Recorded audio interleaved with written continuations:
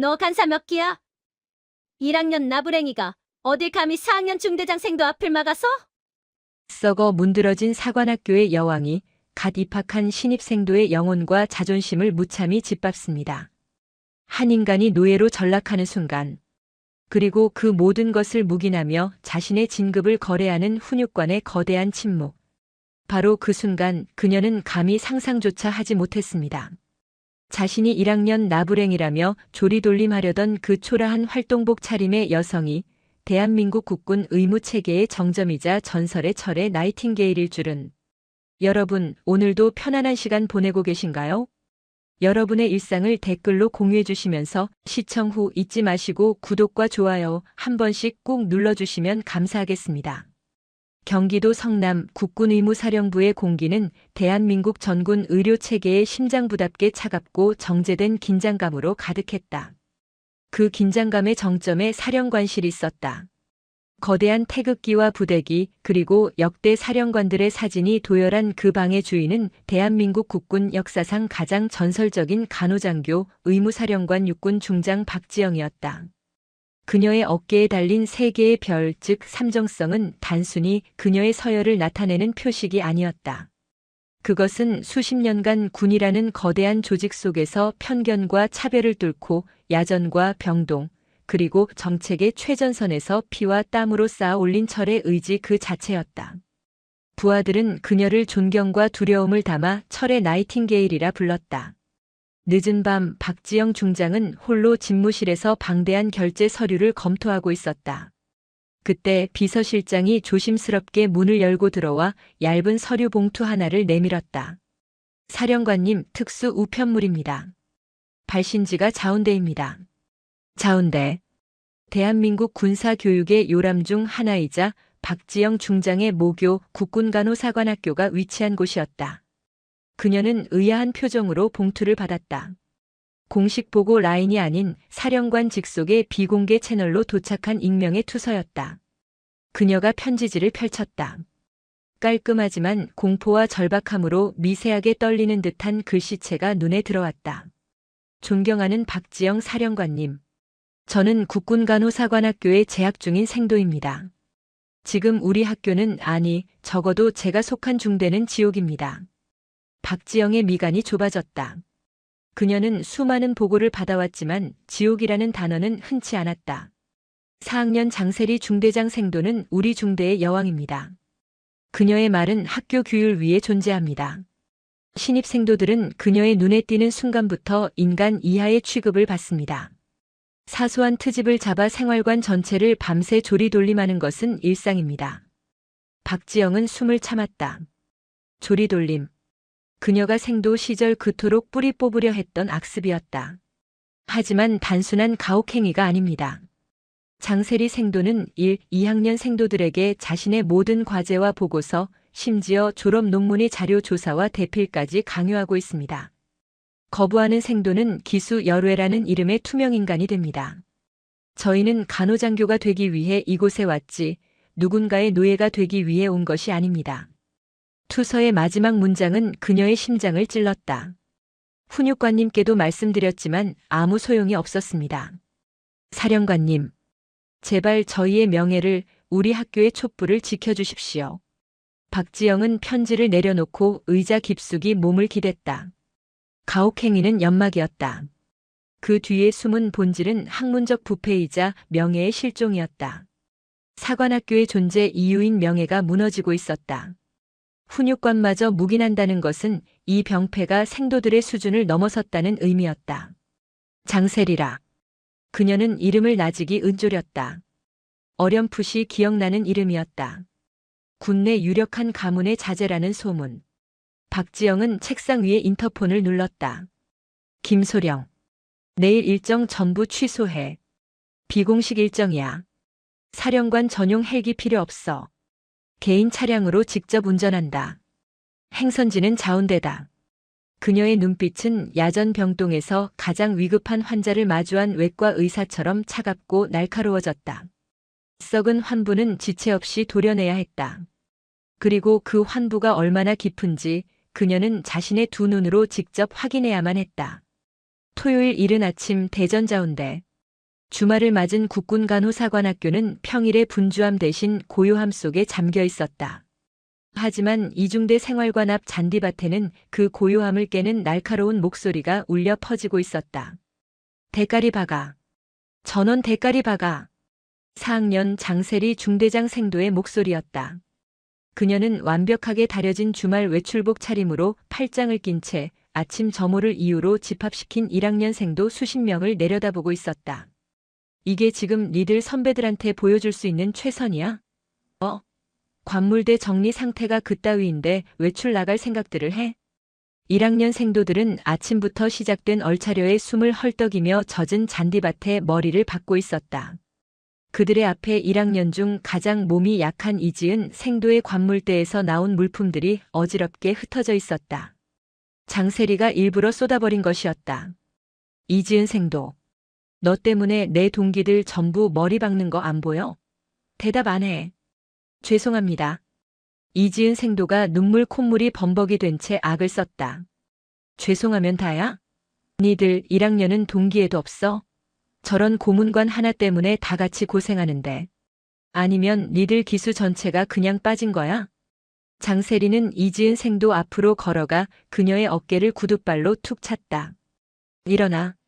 똑바로 서. 어디서 눈물을 질질 짜. 여기가 니들 집 안방인 줄 알아? 그때 생활관 복도를 순찰하던 이중대 훈육관 육군 소령 김철수가 그 광경을 목격했다. 그는 잠시 멈칫했지만 이내 못 본 척 복도 안으로 다시 들어가려 했다. 충성. 훈육관님. 좋은 아침이십니다. 장세리가 먼저 그를 발견하고 완벽한 각도로 경례했다. 김철수 소령은 헛기침을 하며 마지못해 걸어 나왔다. 아, 장생도. 주말 아침부터 수고가 많군. 이건 뭔가? 그는 머리를 박고 있는 1학년 생도들을 턱짓으로 가리켰다. 1학년들 군기가 너무 빠진 것 같아서 교육 중이었습니다. 요즘 신입 생도들은 사관 생도라기보다는 그냥 대학생 같습니다. 이래서야 나중에 야전에서 제대로 임무 수행이나 하겠습니까? 장세리의 대답은 당당했다. 김철수 소령은 곤란하다는 듯 잠시 망설였지만 이내 고개를 끄덕였다. 장생도의 리더십은 내가 인정하지. 하지만 너무 과격하게는 하지 말게. 주말 아닌가. 적당히 하고 쉬게 해. 염려 놓으십시오. 훈육관님. 확실하게 교육시키겠습니다. 김철수 소령은 장세리의 어깨를 가볍게 두드리고는 서둘러 자리를 떴다. 그는 장세리의 아버지가 자신과 같은 육군 보병병과의 하늘 같은 선배이자 현 군단장인 육군 중장이라는 사실을 잘 알고 있었다. 그녀의 눈밖에 나서 좋을 것이 하나도 없었다. 김철수 소령이 사라지자 장세리의 얼굴에 걸렸던 상냥한 미소는 순식간에 사라졌다. 그녀는 다시 1학년들을 향해 싸늘한 목소리를 뱉었다. 훈육관님 가셨다. 다시 대가리 박아. 그녀는 잔디밭 한가운데 서서 자신의 성을 내려다보는 여왕처럼 오만하게 서 있었다.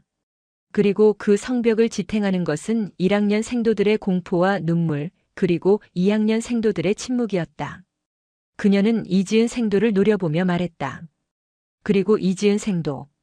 너는 오늘 외출 금지다. 대신 내 방으로 와. 밀린 보고서가 좀 있어서 말이야. 내 동기들 고생시킨 만큼 몸으로라도 갚아야지. 안 그래? 이지은 생도는 입술을 깨물며 고개를 끄덕였다. 그녀의 눈에는 절망이 가득했다. 그 같은 시각 박지영 중장은 사령관의 별 계급장이 아닌 아무 표식도 없는 검은색 활동복 상의와 하의 차림으로 국군간호사관학교 정문을 통과하고 있었다. 위병소 근무자는 그녀의 신분을 확인하려 했지만 그녀가 제시한 것은 국방부 본부에서 발급된 비공식 출입증이었다. 위병소장은 본부에서 오신 분이라는 말에 더 묻지 않고 게이트를 열었다. 박지영은 수십 년 만에 홀로 걷는 모교의 교정이 낯설면서도 익숙했다. 그녀는 생도 생활관 구역으로 천천히 발걸음을 옮겼다. 그녀의 목적은 단 하나, 투서에 언급된 이중대 생활관이었다. 생활관에 가까워질수록 고함 소리가 들려왔다. 박지영은 소리가 나는 곳을 향해 나무 그늘을 따라 은밀하게 접근했다. 그리고 그녀는 목격했다. 수십 명의 1학년 생도들이 잔디밭에 머리를 박고 있었고 그 앞에는 화려한 외출복 차림의 4학년 생도가 구둣발로 다른 생도의 어깨를 툭툭 차고 있었다. 일어나. 똑바로 서. 어디서 눈물을 질질 짜. 박지영의 온몸의 피가 차갑게 식었다. 자신이 생도 시절 겪었던 그리고 뿌리 뽑았다고 믿었던 그 폭력의 망령이 버젓이 살아 숨쉬고 있었다. 그녀는 더 이상 숨어 있을 필요를 느끼지 못했다. 그녀는 나무 그늘에서 걸어 나와 잔디밭에서 벌어지는 광경을 똑똑히 보기 위해 그들로부터 수십 미터 떨어진 길가에 멈춰 섰다. 그때 장세리의 옆에 있던 다른 4학년 생도가 박지영을 발견했다. 세리야, 저기. 웬 아줌마가 우리 쪽 쳐다보는데. 장세리가 고개를 돌렸다. 계급장도 없는 평범한 활동복 차림의 중년 여성이었다. 처음 보는 얼굴이었다. 신입생도들의 학부모인가? 아니면 길을 잃은 민간인? 어느 쪽이든 4학년 생도인 자신에게 경례도 없이 빤히 쳐다보는 것은 용납할 수 없는 일이었다. 장세리는 얼차려를 받던 1학년들을 그대로 둔 채 다른 4학년 생도 2명과 함께 박지영을 향해 성큼성큼 걸어갔다. 거기. 장세리가 턱짓을 하며 불렀다. 여기는 생도 생활관 구역이라 외부인 출입 금지입니다. 누구신데 여기까지 들어오셨죠? 박지영은 자신을 향해 걸어오는 오만한 4학년 생도를 차갑게 바라보며 대답했다. 볼 일이 있어서 왔습니다. 그녀의 침착한 대답에 장세리는 어이가 없다는 듯 헛웃음을 쳤다. 볼 일? 아줌마. 여기가 어딘 줄 알고 볼 일을 우누네요. 혹시 1학년 학부모면 당장 위병소 밖으로 나가시고. 학부모 아닙니다. 학부모도 아니면. 혹시 1학년이야? 너. 장세리는 박지영의 얼굴을 뜯어보았다. 나이는 들어 보였지만 키가 작고 활동복 차림이라 분간이 어려웠다. 만약 신입생도가 선배를 보고도 경례를 안 한 것이라면 이건 중대한 군기 문란이었다. 너 1학년이면 관등 성명 안 돼? 선배가 눈앞에 있는데 경례도 안 하고. 간사 몇 기야? 박지영은 그녀의 무례한 질문에 대답하지 않았다. 대신 그녀의 뒤편 잔디밭에서 여전히 머리를 박고 있는 1학년 생도들을 바라보며 말했다. 생도. 지금 하고 있는 그 행동, 사관학교 규율 위반이라는 건 알고 있나? 순간 장세리의 표정이 굳었다. 뭐? 이 아줌마가 진짜 미쳤나? 지금 누굴 가르치려 들어? 장세리의 동기들도 거들었다. 세리야, 아무래도 민간인이 길 잃고 들어와서 군인 행세하는 것 같은데. 헌병대에 신고할까? 아니. 잠깐. 장세리는 박지영의 코앞까지 다가섰다. 키 차이 때문에 그녀가 박지영을 내려다보는 구도였다. 아줌마. 내가 마지막으로 경고하는데. 신분증 까. 아니면 진짜 군인 모독죄로 헌병대에 넘겨버릴 거야. 아니, 그 전에. 내년이 뭔데 우리 학교 일에 감나라 배나라야. 군복만 보면 환장이라도 했어? 어디서 굴러먹던 아줌마가. 내년 환장. 박지영의 눈빛이 얼음장처럼 차가워졌다. 그때 장세리는 박지영의 어깨를 손가락으로 거칠게 쿡 찔렀다. 말 안 해? 너 진짜 간사 몇 기냐고. 장세리가 손을 들어 박지영의 어깨를 강하게 밀치려던 바로 그 순간이었다. 지금 뭐 하는 겁니까? 방금 전 사라졌던 훈육관 김철수 소령이 사무실 창문으로 이 광경을 보고 경악하며 뛰쳐나왔다. 그는 장세리가 웬 중년 여성과 시비가 붙은 것을 보고 사태를 수습하려 달려왔다. 장세리 생도. 지금 무슨. 김철수 소령은 달려오던 기세 그대로 박지영의 얼굴을 정면에서 확인하고 그 자리에 얼어붙었다. 그의 눈이 믿을 수 없다는 듯 커졌고 얼굴에서 핏기가 사라졌다. 그는 숨이 넘어갈 듯한 목소리로 외쳤다. 그의 두 발이 부서져라 모이고 그의 오른손이 번개처럼 관자놀이에 붙었다. 충. 성. 사령관님. 여긴 어쩐 일로 오셨습니까? 사령관. 김철수 소령의 그 한마디에 주변의 공기가 멈췄다. 장세리와 그녀의 동기들은 방금 자신들이 들은 단어를 이해할 수 없었다. 사령관. 우리 학교 교장 선생님도 소장 별 2개인데. 사령관. 장세리의 손은 박지영을 밀치려던 그 자세 그대로 공중에서 굳어버렸다. 박지영은 김철수 소령의 경례를 받는 둥 마는 둥 하며 여전히 굳어있는 장세리를 향해 고개를 돌렸다. 그녀의 목소리는 그 어떤 고함보다 무겁게 생활관 광장을 울렸다. 장세리 생도. 내가 간사 몇 기인지가 그렇게 궁금했나. 박지영은 자신의 활동복 상의 주머니에서 피처럼 붉은색의 신분증을 꺼내 그녀의 눈앞에 펼쳐 보였다. 거기에는 대한민국 육군 중장 박지영이라는 글자와 함께 그녀가 평생을 바친 국군의 무사령부의 마크가 선명하게 박혀 있었다. 이제 자네가 대답할 차례다. 자네는 지금 누구에게 손을 대려 한 거지? 장세리의 눈앞이 하얘졌다. 그녀가 방금 아줌마 내년이라 부르며 어깨를 밀치려 했던 그 여성이 자신의 아버지와 같은 계급이자 대한민국 모든 간호장교의 정점에 있는 전설 속의 철의 나이팅게일 국군의무사령관 박지영 중장이었다. 사령관님, 여긴 어쩐 일로 오셨습니까? 훈육관 김철수 소령의 목소리는 공포로 찢어질 듯 갈라졌다. 그 한마디는 이중대 생활관 앞 잔디밭의 시간을 완벽하게 정지시켰다. 장세리 생도의 손가락은 박지영 중장의 어깨를 찌르기 직전 허공에서 화석처럼 굳었다. 그녀의 동공은 지진이라도 만난 듯 흔들렸다.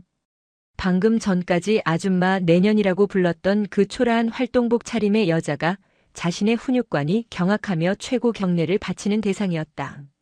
사령관. 그 단어가 그녀의 뇌리를 망치처럼 강타했다. 사관학교 교장도 소장, 별 2개에 불과했다. 그런데 사령관이라니. 박지영 중장은 김철수 소령의 경례는 안중에도 없다는 듯 오직 장세리의 눈을 꿰뚫어 보고 있었다. 그녀가 붉은색 가죽 커버의 신분증을 펼쳐 보였다. 장세리의 시선이 기계적으로 그 신분증을 향했다. 거기에는 그녀가 평생을 바쳐도 닿을 수 있을지 모를 하늘과도 같은 3개의 별 삼정성이 선명하게 박혀 있었다. 그리고 그 아래 대한민국 육군 중장 박지영, 국군의무사령관이라는 글자가 그녀의 시야를 불태웠다. 자신의 아버지와 같은 계급. 장세리의 호흡이 멎었다. 그녀의 오만했던 얼굴에서 핏기가 사라지고 새하얀 백지장처럼 변해갔다. 생도. 박지영이 얼음처럼 차가운 목소리로 말했다. 손 안 내려? 장세리는 마치 전기에 감전된 사람처럼 화들짝 놀라며 손을 거뒀다. 하지만 몸이 말을 듣지 않았다. 경례를 붙여야 한다는 생각조차 하지 못한 채 그저 파르르 떨리는 입술로 숨을 헐떡였다. 그녀와 함께 박지영을 조롱했던 다른 4학년 생도들 역시 상황 파악이 끝나자마자 사색이 되어 차렷 자세를 취했다. 그들의 등줄기로 식은땀이 폭포수처럼 흘러내렸다. 박지영은 장세리에게서 시선을 거두고 김철수 소령을 향해 고개를 돌렸다. 김소령. 예. 사령관님. 지금 이게 무슨 상황이지?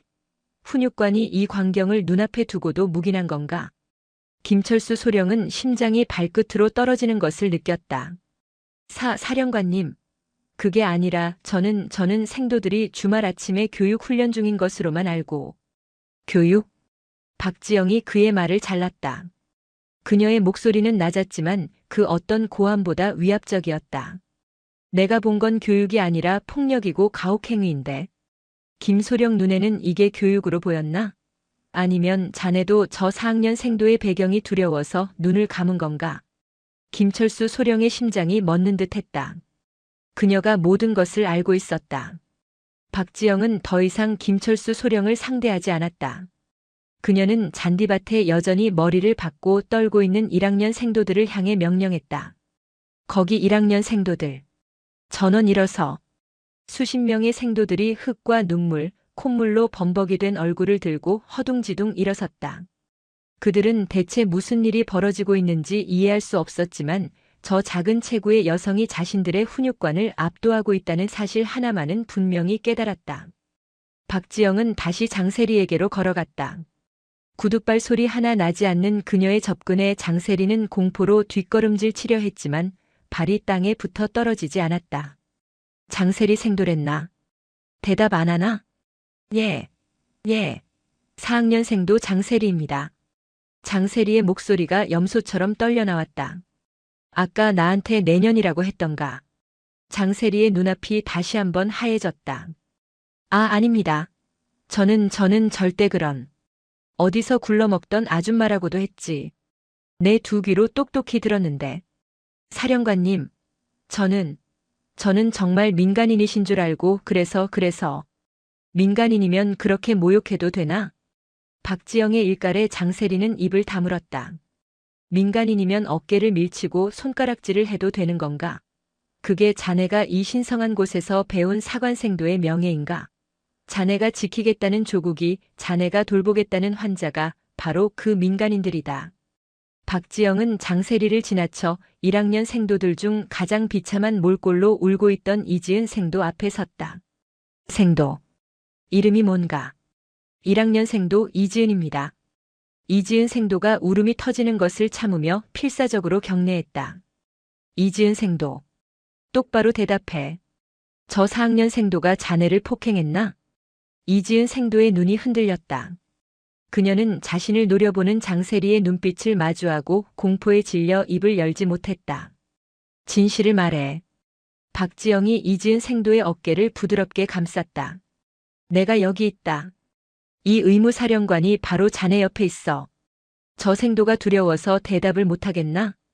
그 따뜻한 손길과 단호한 목소리에 이지은 생도가 그동안 참아왔던 모든 것을 터뜨렸다.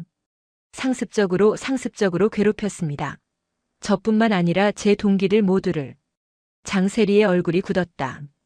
그리고 제 과제도, 제 보고서도. 마침내 투서의 핵심이 그녀의 입에서 터져나왔다. 장세리의 눈이 공포로 물들었다. 단순한 가혹행위가 아니었다. 박지영은 이지은 생도의 어깨를 다독인 뒤 다시 김철수 소령을 바라보았다. 그녀의 눈은 이제 자비가 없었다. 김소령. 당장 학교장실로 연락해.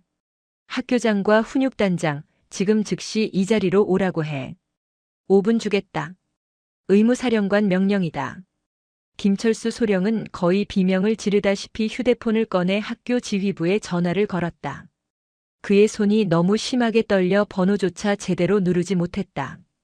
필승. 비서실장님. 저 이중대 훈육관입니다. 지금 큰일 났습니다. 의무사령관님께서 박지영 중장님께서 지금 이중대 생활관 앞에 와 계십니다. 예. 사복 차림이십니다. 학교장님과 훈육단장님 당장 오시랍니다. 사관학교 전체가 이른 아침에 비상벨에 깨어났다. 의무사령관. 박지영 중장. 그 이름 세 글자는 국군간호사관학교 교장인 육군 소장 오은경에게는 직속상관 그 이상의 무게였다. 그녀는 자신의 전설적인 대선배이자 사실상 모든 간호병과의 정점에 있는 인물이었다. 그런 인물이 아무런 예고도 없이 그것도 훈육관의 다급한 비상 연락으로 등장을 알렸다. 오은경 소장은 관사에서 전투복을 입다 말고 뛰쳐나왔다. 훈육단장인 강인규 대령 역시 얼굴이 사색이 되어 행정반을 박차고 나왔다. 그 사이 박지영은 잔디밭의 모든 생도들을 향해 명령했다. 장세리 생도. 그리고 거기 4학년 가담자 전원. 즉각 생활관으로 복귀해 완전 군장 결합한다. 10분 후 연병장 중앙에 집합해 대기한다. 알겠나? 예, 알겠습니다. 장세리와 4학년 생도들은 이미 영혼이 빠져나간 표정으로 대답하고는 비틀거리며 생활관으로 뛰어들어갔다. 김철수 소령. 예. 사령관님. 여기 1학년 생도들. 전원 생활관으로 복귀시켜 휴식 및 세면 조치한다. 단 한 명도 빠짐없이. 알겠습니다. 그리고 이지은 생도. 예. 1학년 생도 이지은입니다. 자네는 나를 따라와. 내게 직접 보고할 것이 아주 많을 것 같군. 박지영은 마치 자신의 집무실을 걷듯 이중대 생활관을 가로질러 학교 본관을 향해 걸었다. 흙먼지가 묻고 눈물 자국이 선명한 1학년 생도 이지은이 그녀의 반보 뒤에서 필사적으로 뒤따랐다. 그리고 그 뒤를 이 세상 모든 죄를 짊어진 듯한 표정의 김철수 소령이 따랐다. 주말 아침 생활관 창문으로 이 기괴한 행렬을 목격한 다른 중대 생도들은 모두 숨을 죽였다. 학교 본관 앞에 다다랐을 때 저 멀리서 학교장 오은경 소장과 훈육단장 강인규 대령이 거의 달리다시피 뛰어오는 것이 보였다. 필승! 오은경 소장이 숨을 헐떡이며 경례했다. 그녀의 어깨에 달린 2개의 별이 아침 햇살에 위태롭게 빛났다. 사령관님, 이 이른 아침에 어쩐 일로? 오은경 소장의 시선이 박지영 옆에 선 엉망이 된 1학년 생도에게 꽂혔다. 그녀는 모든 상황을 직감했다. 학교장으로서 최악의 순간이었다. 박지영은 담담하게 경례를 받았다. 오 소장, 오랜만이군. 내 모교 공기가 많이 탁해진 것 같아서 직접 환기하러 왔네. 그녀의 목소리는 조용했지만 오은경 소장의 뺨을 후려치는 듯 했다. 학교장실에서 이야기하지. 이 생도도 함께 들어가야겠네. 훈육단장과 김소령은 밖에서 대기해. 학교장실의 육중한 문이 닫혔다. 문 밖에 강인규 대령과 김철수 소령은 감히 숨조차 크게 쉬지 못했다. 육군 소장과 육군 중장, 그리고 1학년 생도. 3사람만 남은 학교장실의 공기는 무겁게 가라앉았다. 내가 오늘 뭘 봤는지 아나 오 소장? 박지영은 소파에 앉지도 않고 창밖을 내다보며 입을 열었다. 그녀는 방금 목격한 모든 것을 단어 하나 빠뜨리지 않고 읊었다. 머리박기, 조롱, 구둣발길질, 그리고 김철수 소령의 묵인. 오은경 소장의 얼굴이 굳어졌다. 사령관님, 면목이 없습니다. 당장 해당 훈육관과 중대장 생도를. 훈육관? 물론 그자도 문제야. 하지만 진짜 문제는 그게 아니야. 박지영은 이지은 생도를 바라보았다. 이지은 생도. 아까 하려던 말 마저 해봐. 과제는 무슨 말이지? 오은경 소장의 시선이 이지은 생도에게 향했다. 2명의 장성 앞에서 이지은 생도는 용기를 냈다. 장세리 중대장 생도는 지난 1년간 저와 제 동기들에게 자신의 모든 전공 과제와 보고서를 대필하게 시켰습니다. 심지어 지금 준비 중인 졸업 논문에 참고 문헌 번역과 자료 조사까지 전부 저희가 하고 있습니다. 오은경 소장의 손이 떨리기 시작했다. 가혹행위는 학교의 명예를 더럽히는 일이지만 논문 대필은 사관학교의 존재 이유 자체를 부정하는 행위였다. 들었나, 오 소장? 박지영이 천천히 뒤돌아 오은경 소장을 바라보았다. 이게 지금 자네 학교에서 벌어지고 있는 일이야. 폭력으로 후배들을 억압하고 그 뒤에선 자기 논문이나 대필시키는 쓰레기들을 간호장교로 만들고 있었다고. 여기가 내 피와 땀이 묻힌 모교가 맞나?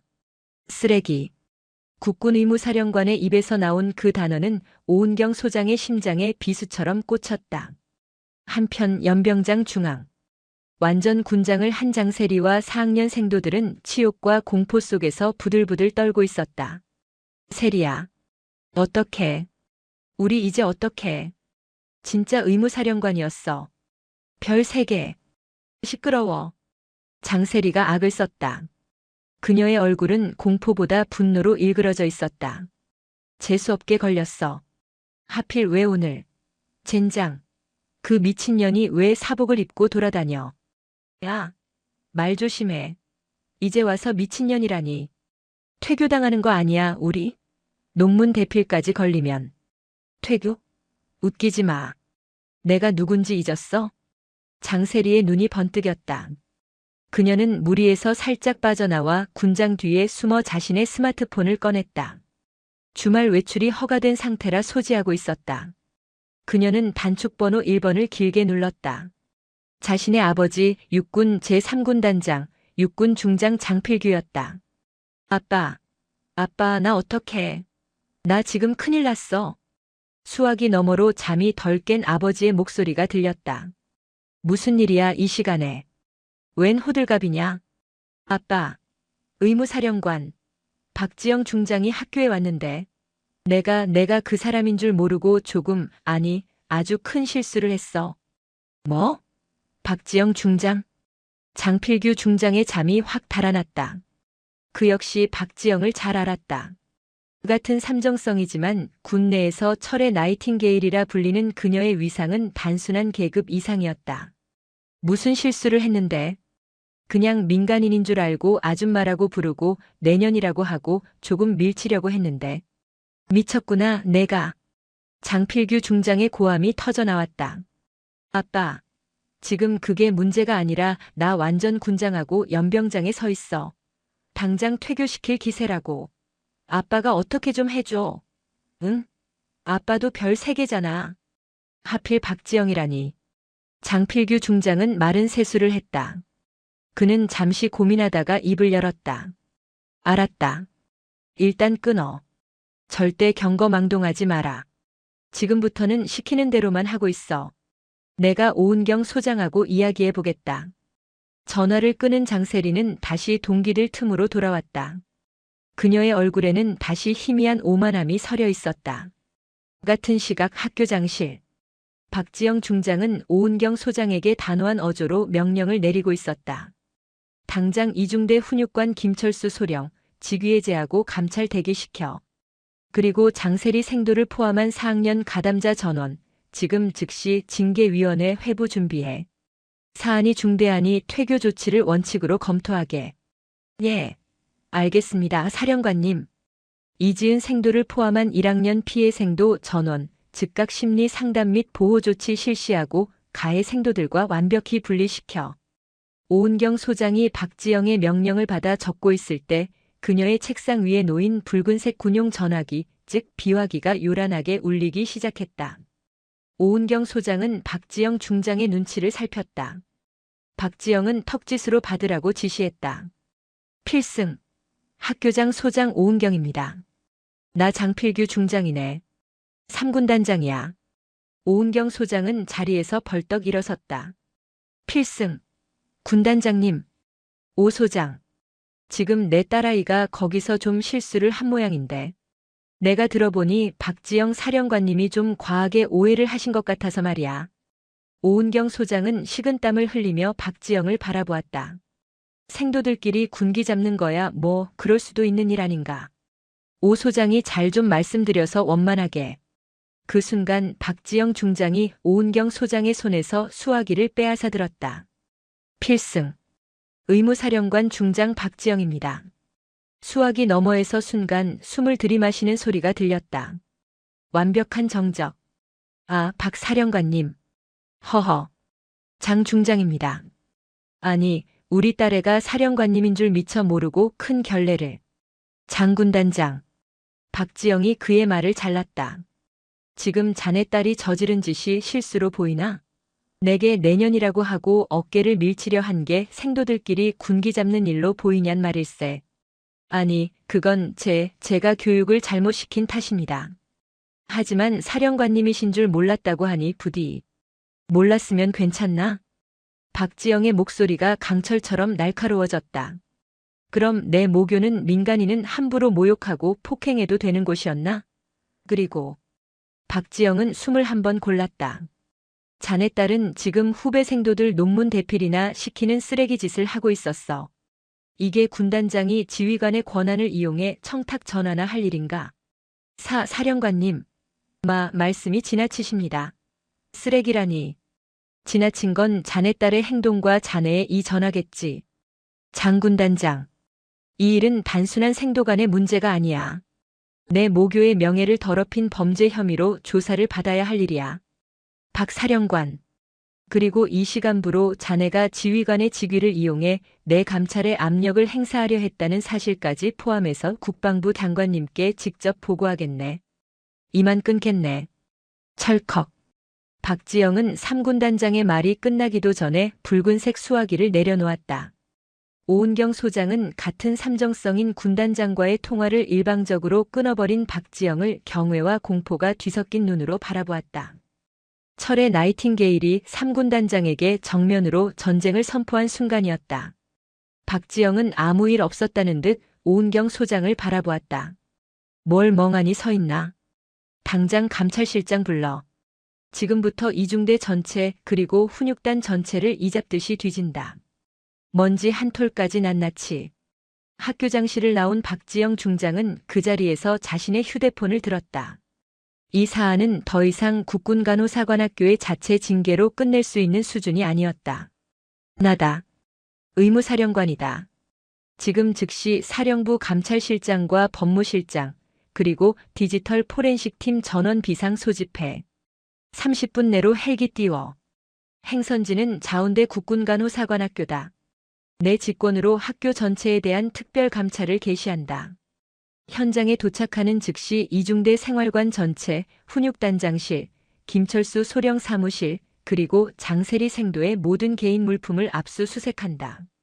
학교장에게는 방금 통보했다. 박지영은 전화를 끊고 자신을 사색이 되어 바라보는 오은경 소장과 강인규 대령을 향해 말했다. 오 소장, 강 대령. 지금부터 학교 내 모든 통신망과 출입을 통제하게.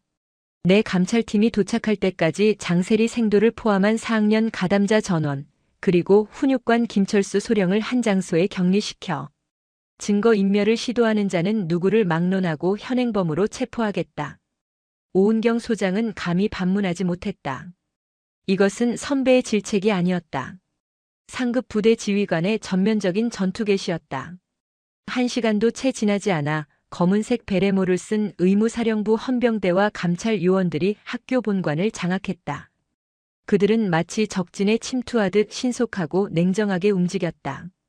연병장에서 완전 군장 상태로 아버지의 연락만 기다리던 장세리와 4학년 생도들은 헌병들이 자신들의 이름을 호명하며 다가오자 경악했다. 장세리 생도 외 4명. 감찰 조사를 위해 지금 즉시 모든 개인 휴대정보 단말기 및 전산 장비를 제출하고 격리실로 이동한다.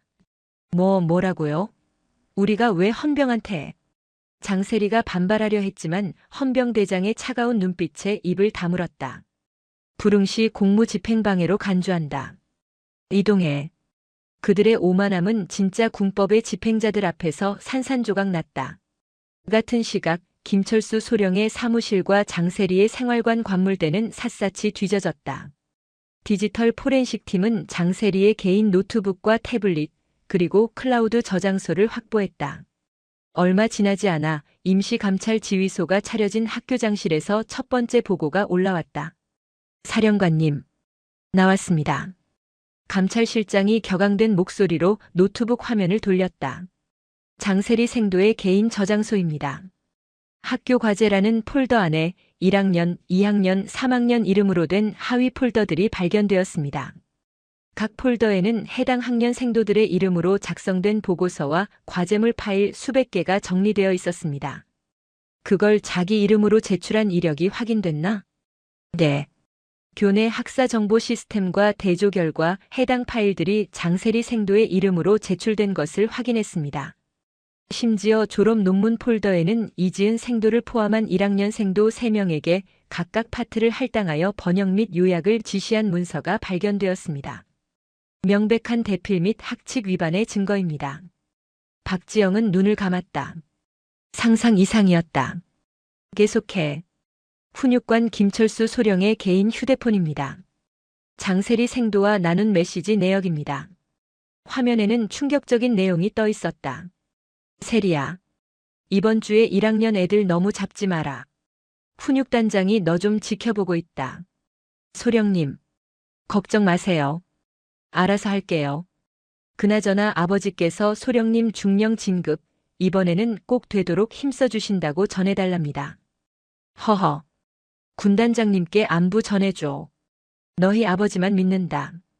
1학년 애들은 내가 잘 구슬려 놓을게. 오은경 소장과 강인규 대령은 자신의 눈을 의심했다. 이것은 단순한 묵인이 아니었다. 3군 단장의 위세를 등에 업은 장세리와 자신의 진급을 위해 생도들의 인권을 팔아넘긴 훈육관의 추악한 공모였다. 박지영은 조용히 일어섰다. 그녀의 분노는 뜨겁게 타오르는 대신 모든 것을 얼려버릴 듯한 냉기로 변해 있었다. 강 대령. 지금 당장 김철수 소령의 보직을 해임하고 헌병대에 인계해. 직권 남용 및 뇌물수수 미수 혐의를 적용한다. 오 소장. 자네는 나와 함께 국방부로 가야겠네. 이 사안 자네나 나 그리고 장필규 중장의 선에서 끝낼 일이 아니게 됐어. 소식은 군 내부망을 통해 빛의 속도로 퍼져나갔다. 국군 의무사령관이 자신의 모교인 국군간호사관학교를 발칵 뒤집어 놓았다는 것, 그리고 그 중심에 3군 단장의 딸이 있다는 사실이 육군본부가 위치한 계룡대는 벌집을 쑤신 듯 했다. 장필규 중장은 자신의 사무실에서 길길이 날뛰었다. 박지영 그 미친년이 감히 내 딸을 내 얼굴에 똥칠을 해? 그는 박지영이 자신의 전화를 일방적으로 끊고 심지어 감찰팀까지 보냈다는 사실에 이성을 잃었다. 그는 자신의 인맥을 총동원했다. 자신과 동기인 육군본부 감찰실장, 인사사령관, 심지어 육군참모총장 비서실에까지 전화를 돌렸다. 이거 명백한 표적 감찰이야. 박지영이가 내 딸한테 개인적인 모욕을 당했다고 사령관 직위를 이용해서 보복하는 거라고. 당장 감찰 중단시켜. 아니면 군 전체가 뒤집어질 줄 알아. 하지만 그의 절박한 외침은 차가운 벽에 부딪혔다. 군단장님. 이미 사안이 국방부 장관님께 직보되었습니다. 의무사령관님께서 학교장과 함께 장관님을 직접 뵙고 장세리 생도의 논문 대필 증거와 김철수 소령의 거래 내역까지 전부 보고하셨답니다. 뭐라고? 지금 장관님께서 격노하셔서 이 사안을 군 기강 쇄신 본보기로 삼으라고 지시하셨다는 소식입니다. 장 군단장님께서 직접 청탁 전화를 하신 내용까지 모두 보고되었다고 합니다. 장필규 중장의 손에서 수화기가 떨어졌다. 끝났다. 박지영은 그의 정치적인 움직임을 한 수 앞서 읽고 아예 최고 지휘 라인을 통해 그의 손발을 묶어버린 것이었다. 증거는 차고 넘쳤다. 개인적인 모욕은 이제 이 거대한 학문적 부패와 인사청탁이라는 범죄를 가리기 위한 사소한 명분에 불과했다. 박지영은 국방부에서 복귀하는 즉시 사관학교 교육운영위원회에 긴급 소집을 명령했다. 장세리와 가담자들에 대한 징계위원회였다. 그녀는 위원회에 직접 참석했다. 학교장 오은경 소장이 위원장을 맡았고 박지영 중장은 상급부대 지휘관 자격으로 배석했다. 격리실에서 끌려나온 장세리는 이미 상황이 끝났다는 것을 직감했다. 하지만 그녀는 마지막 발악을 했다. 인정 못합니다. 이건 명백한 표적 감찰이고 보복입니다. 박지영 사령관님이 저한테 개인적인 원한을 품고 조용히 해 생도. 박지영이 나직이 말했다. 내가 자네에게 무슨 원한이 있나? 자네가 내게 내년이라고 해서? 아줌마라고 해서?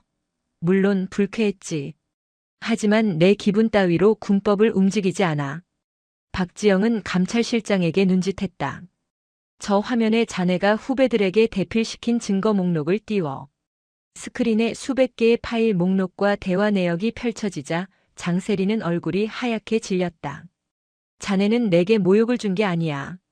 자네는 군인의 명예를 그리고 자네가 평생 돌봐야 할 환자들의 신뢰를 모욕했어. 자네는 동료 생도들을 폭력으로 억압하고 그들의 노동력을 착취했지.